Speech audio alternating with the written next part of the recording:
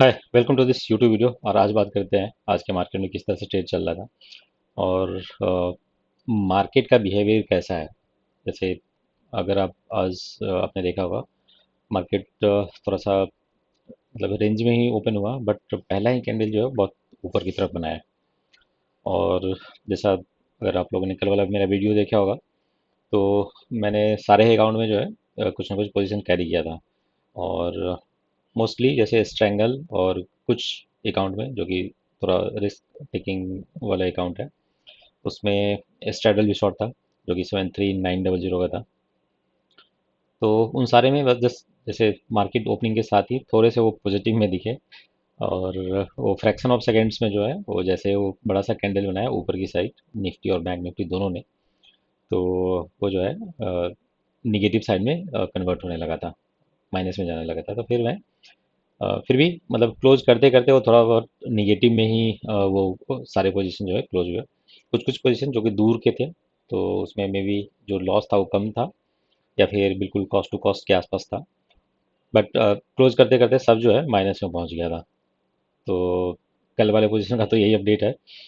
और ऑल्दो अगर closing to closing अगर अगर देखा होगा आपने, तो साइडवेज ही मार्केट की क्लोजिंग हुई, 27 पॉइंट नीचे निफ्टी, और बैंक निफ्टी 94 पॉइंट के आसपास नीचे है। बट दिन के दौरान इस तरह का मूव था कि अब क्या ही बताएं। मतलब अगर ऊपर जा रहा है तो ऊपर इस तरह जा रहा है जैसे कि कोई रिट्रेसमेंट ढंग का मिल नहीं रहा। रिट्रेसमेंट आता भी है तो कहाँ से वो रिवर्स हो रहा है वो कुछ नहीं पता। उसमें कुछ भी जो है मतलब चार्ट का जो एक पैटर्न होता है नॉर्मल टेक्निकल्स का, वो कुछ भी ढंग का था नहीं। तो वही था, ऑलमोस्ट कल वाला पोजीशन नेगेटिव साइड ही क्लोज हुआ। और दिन के दौरान जो है मैंने फिर एक पोजीशन जो है मोस्ट ऑफ द अकाउंट्स में बनाए थे, और उसमें कुछ प्रॉफिट आए। तो फिर कुल मिला के जो है सारे अकाउंट में साइडवेज मतलब no no profit no loss के आसपास सब मान सकते हो, या थोड़ा बहुत प्रॉफिट थोड़ा बहुत नुकसान हो सकता है, मे बी 2-4 हज़ार से ज़्यादा का नहीं है प्रॉफिट या लॉस कुछ भी।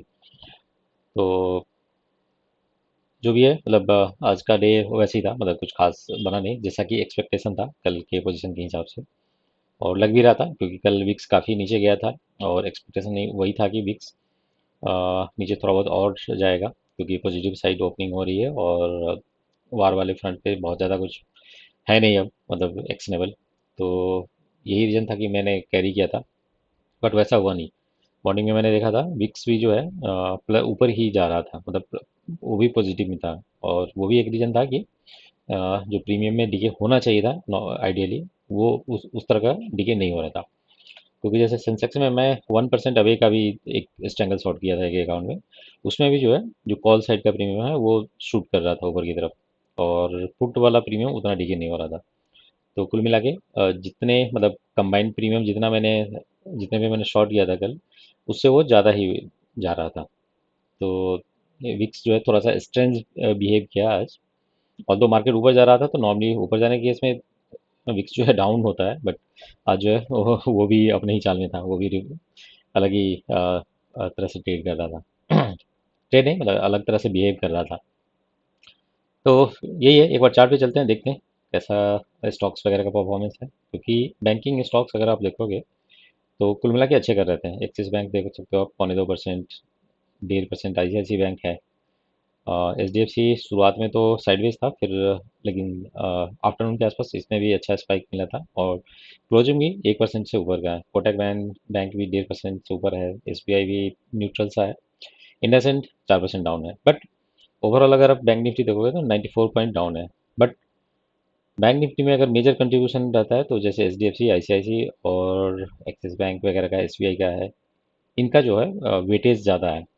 और ये सब पॉजिटिव में होते हुए भी अब देखोगे तो ये बैंक निफ्टी निगेटिव में है। उसका आई थिंक दो रीजन जो मुझे समझ में आया। एक तो जैसे इंडसइंड को थोड़ा सा नीचे रखा दबा के, कुछ PSUs बैंक भी में सेलिंग थी। और थर्ड रीजन ये था कि जो इसका फ्यूचर है वो आई थिंक FI वगैरह या फिर जो भी है लार्जर प्लेयर ने शॉर्ट किया है। तो वो रीजन है कि ये नीचे ही क्लोज हुआ है। अदरवाइज जितना ये 3-4 स्टॉक्स ऊपर है उसमें तो ये bank Nifty at least 200-300 point 400 point जो है ऊपर होना चाहिए था, बट वो हुआ नहीं। मतलब क्लोजिंग में देखो तो वो निगेटिव ही है, दोनों की, निफ्टी और बैंक निफ्टी दोनों की। निफ्टी का तो मेन रीज़न ये रहा कि रिलायंस ने काफ़ी ख़राब परफॉर्म किया। अगर रिलायंस की मैं एक बार चार्ट देता हूँ, देखो आप, गैप अप ओपन हुआ, वहाँ से ऊपर भी गया, 2% के आसपास ऊपर ट्रेड कर रहा था दिन में, और वहाँ से जो यहाँ पे फिर सेलिंग आई है तो वो माइनस में क्लोज हुआ, 1% नीचे के आसपास क्लोज हुआ। तो सबसे ख़राब जो परफॉर्मेंस है रिलायंस का आज के डेट में निफ्टी में।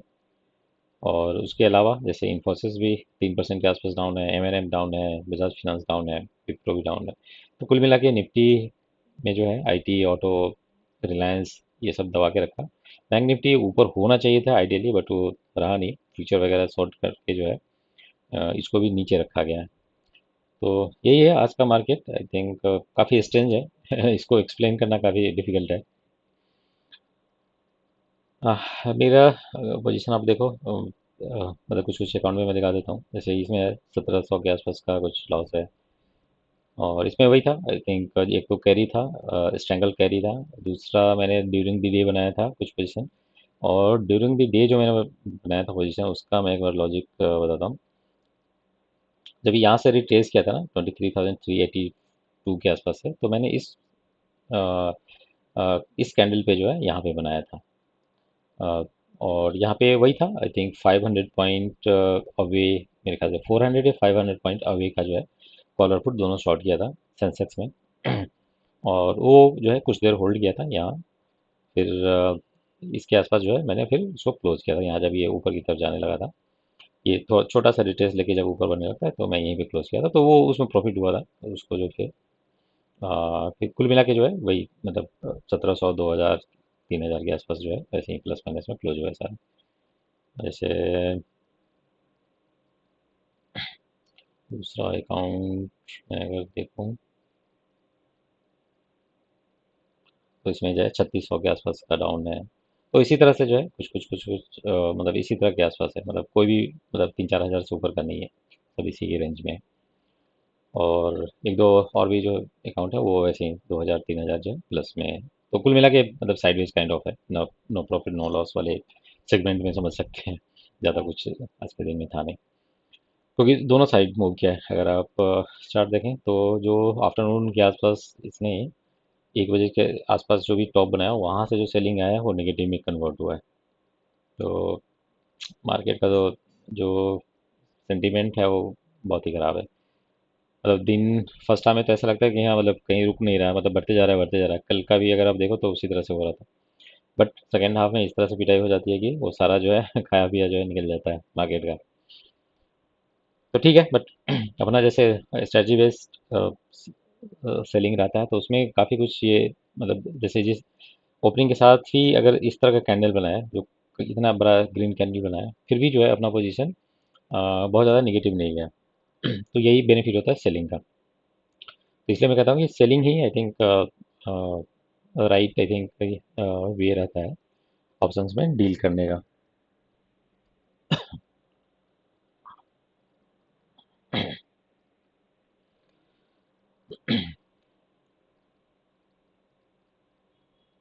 तो आज कोई जो है मैंने कैरी नहीं किया है, क्योंकि कल वाला लॉजिक वर्क किया नहीं, और मार्केट निगेटिव साइड में क्लोज किया है। यूएस का मार्केट भी स्ट्रेंजली बिहेव करता है। कल अगर कोई वहाँ का मार्केट आप लोगों ने देखा होगा तो काफ़ी वोलाटाइल था, मतलब नैस्डैक मेरे ख्याल से 700-800 पॉइंट डाउन दिखा रहा था, मैं भी जब वॉच कर रहा था रात में।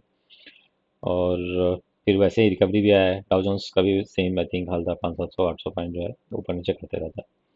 तो उस उन सब चीज़ों को देख के जो है मैंने फिर कैरी का ज़्यादा कुछ सोचा नहीं आज के लिए, क्योंकि रोज़ रोज़ कैरी अच्छा है भी नहीं। किसी दिन वो फिर अगर उल्टा पड़ गया तो लॉस ठीक ठाक दे देता है। तो इसलिए कैलकुलेटेड रिस्क के साथ ही जो है कैरी का मैं कभी सोचता भी हूँ तो अ, लेके जाता हूँ, अदरवाइज नहीं।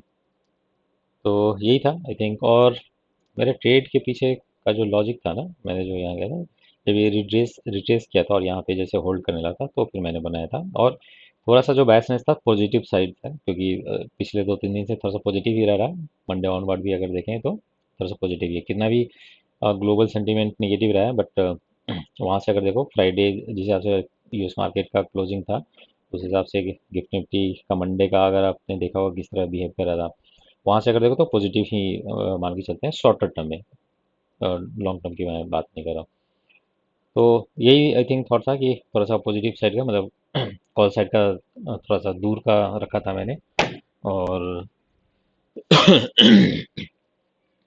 पुट साइड का भी है थोड़ा सा नज़दीक का रखा था।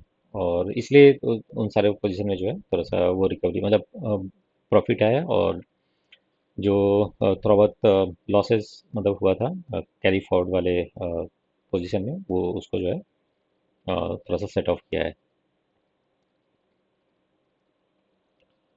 तो कुल मिला के प्रीमियम के बिहेवियर बहुत वाइल्ड था। जो मैंने स्ट्रेडल शॉट किया था उसका प्रीमियम अगर मैं बताऊं 73,900 का, अगर इसके आसपास जब था मार्केट 23,377 के आसपास, तो वो ऑलमोस्ट मतलब सिंगल लेग जो है कॉल साइड का जो 700-800 के आसपास था, 700-800 के आसपास गया था।